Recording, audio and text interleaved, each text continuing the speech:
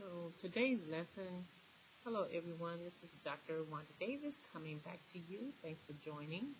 Today we are going to be working in cybersecurity, Project Lead the Way, activity 1.1.3, email and social media security risk. So the goals will be today is to identify unsafe practices related to a social media and email, protect your social media profile, protect against spam and phishing, learn to evaluate suspicious email or websites, learn how to protect against social engineering attacks. The resources is the PLTW Security Lab, and we're going to go on and open that because it does take a while for that to open. So we just go on and click here. And what I always do is I always bring that lab out from the other tab so that I can see it as I work through the lab with you. I'm going to go on and separate this. And it knocked me out for some reason. We are in activity lesson 1.1.1, activity 1.1.3, email and social media attacks. Then here we're going to go on and open up this lab, which is here. So again, when the lab opens, you want to go on and just drag that tab out so that you can see it independently from the other tabs. As you can see, once you open up a lab, it does take approximately 4.5 to 5 minutes to download, so we'll let that take place. Okay, so I'm just reading here on the right side. So I want you to think back about the activity 1.1.1. We explored our digital footprint. What is our digital footprint? We're on social media, Facebook, Instagram, Twitter, etc. So in this activity, you explore security related to social media. And here again, social media are websites and applications used for communication by large groups of people, enabling them to share information and develop an online social network. And we will also weigh the risk and benefits of using and circulating information online. So as you can see, now we're down to 2 minutes opening the lab, so we'll just continue on. As we go through this lesson, I want you to think about the rules that people will be concerned about when it comes to staying safe and ethically sound on social media. Okay, so just continuing on, as you can see, our activity is going to be email and social media risk, and this is actually activity 1.1.1, 1.1.3. And our goal for today, goals are identify unsafe practices related to social media and email, protect your social media profile, protect against spam and phishing, learn to evaluate suspicious email or websites, learn how to protect against social engineering attacks. Our vocabulary today are social media, email, spam, phishing, phisher, and malware. And we will be going over those items, okay? So let's continue on. As you can see, we now have our security lab open, and it actually looks like this when you open it up. You start off with an hour and like 50 minutes, so yes, it's down to 123. Don't panic, because a lot of times you don't need that much time. So what I suggest is that you have your lab open up on your right side, because that's where you're going to be doing your work, and then your textbook, online textbook, open on your left side. Now, your lab is like a simulated computer, so you don't want to do any of this work on your actual computer, your school computer. Do this actually in the simulated lab. So starting up here, it asks you to open up the lab, and that is what we did. We opened up the security lab, and it's email and social media security phishing. It says open activities folder on your desktop. So this is your desktop, so we're going to open the folder. Double click on the folder. There we go. And then it says double click the A113 home page. So here it is right here. Double click that, open that up. So this is a shortcut to a fictitious social media site called PLTW Stay Connected. And you'll see a made-up user's homepage with our latest post. So if I were to expand this, this is a made-up user's page, okay? It's a made-up page. It's got a picture of a dog on it. It's saying that she posted that they're going to Florida. It's a 2-week vacation. They're going to be on school break. It's going to be lots of fun. Dogs are the best. This is her dog. Then it's saying something about congratulations, Amanda, best wedding ever. So it's given a lot of personal information. So I'm just throwing that out there for you first, okay? And then, so that's what it's saying. So we're looking at someone's made-up homepage. It says identify which posts are safe and appropriate and which ones pose concerns. So, of course, saying that you're going to Florida, you're letting everyone know where you're going. So you never want to post when you're leaving home. Okay, it's going to be lots of fun. So you should not inform people of your whereabouts. Then it showed a picture of her dog here, sharing pictures of family pets and members with someone you don't know. You want to be mindful and careful of that. And then where it says, I can't believe the ex, AC. Everybody knows you stole my boyfriend. It says, I can't believe sending negative messages. So that's like a negative message.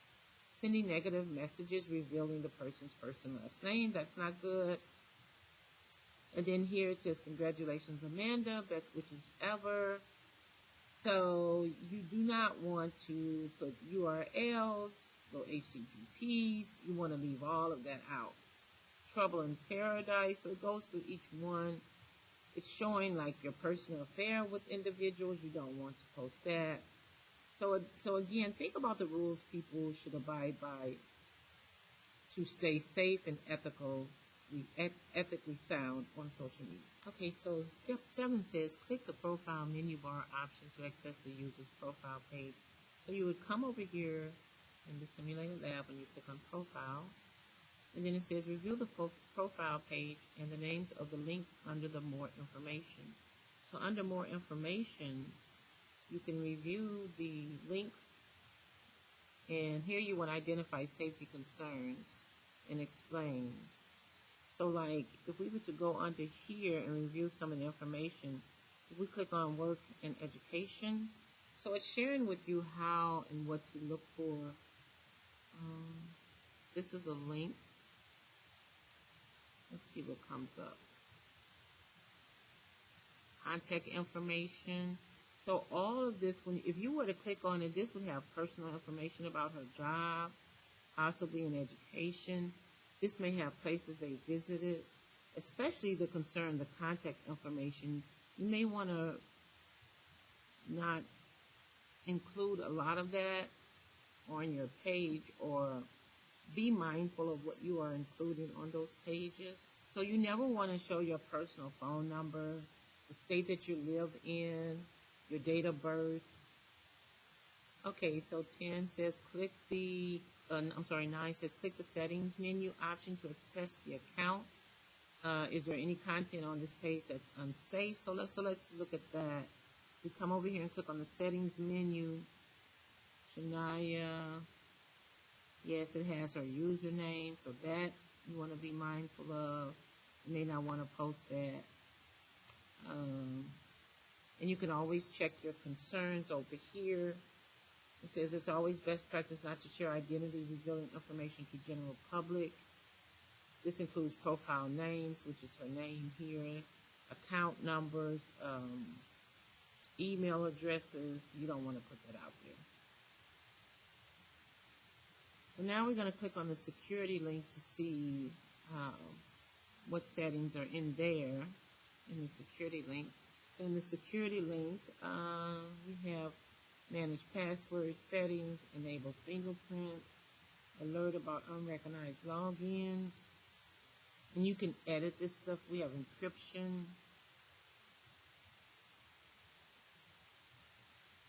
Although all social media platforms don't include these options, they are common in many of the social media platforms. So to keep your social media account secure, you want to have strong passwords, you want to have alerts, you want to enable security and encryptions. So now we're going to click on the privacy link to see the common settings used for social media. Who sees your posts, friends, review. These are common settings. Review posts, you are tagged and before adding to your timeline. And it says friends, everyone, contacting you, all of that. Okay? And now it wants you to click on the blocking link. So you're actually going through a page to see the personal information that people may have added to their profile page. So blocking settings, click the blocking link in the sidebar and review settings. These settings allow you to block certain people from seeing your posts, just as you do in other social media platforms. Restrict selected users from seeing your posts, block selected users, block messages, and so on. Spam and phishing. A popular method of communicating is electronic mail, commonly referred to as email. Okay. However, like other digital communication methods, it can expose a user to security threats. So what is spam? Spam is characterized as any irrelevant or inappropriate message sent through an email to a large number of recipients. What is phishing?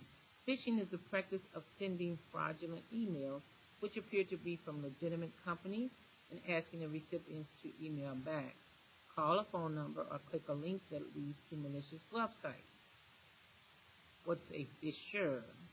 The goal of the phisher is to trick the user into revealing personal information such as name, address, phone number, etc.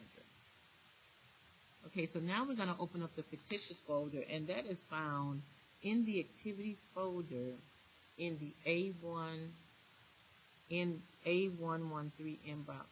We're going to double click on that, and then we're going to open up the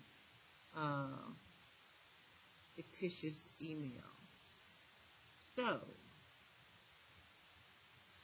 So they want you to open up the particular folders and examine what type of email it's considered. So if we were to open up the email number 1, we can see that this email says new arrivals not in the stores. Spring is almost here. Guess some of the best.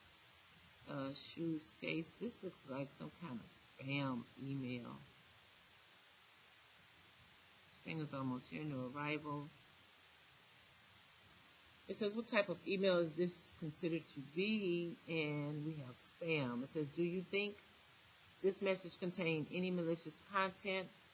Possibly. So when you click on one of the links, the computer may become hacked. So it's just a chance that you take. Okay, so just keep that in mind. It says, if you open up email number 2, then it says explore the content and click the links in these emails. So if you were to click on some of these links for email 2 and 3, here's some links here. It says account alert, a debit account transaction. So they're giving you an alert here. So sometimes when you click on these links and it's asking for this type of information, when you put this information in, it could be a hacker and it could steal some of your vital information. So you have to be careful about that. So they're showing you examples of ways that your information can be jeopardized, stolen. Suspicious email. Whenever you receive an email, check whether it appears to be suspicious in any way. Work through the next sequence. Open email 4. Let's go to email 4. And take a close look at the source. The source, Jill Frost.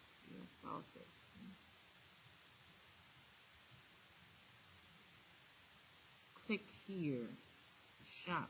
Well, sometimes even when you click on this, it could take you into some malicious mail. It says, do you recognize the sender? It's from Jill Frost. But do you recognize it? Like, is it a name that you recognize? If not, then you may not want to click on that. You may not want to click on it here or the attachment. Okay, so keep in mind, what looks suspicious on this email, again, is that it's asking you to click here to shop these amazing deals. And if you don't recognize this person, why would you click on that? Let's click on it just to see what happens. It says, this page says, oops, this is a malicious site. So you may get that up on your computer, your actual computer, especially if you have spyware software installed on your computer. So it's good to have on your computer.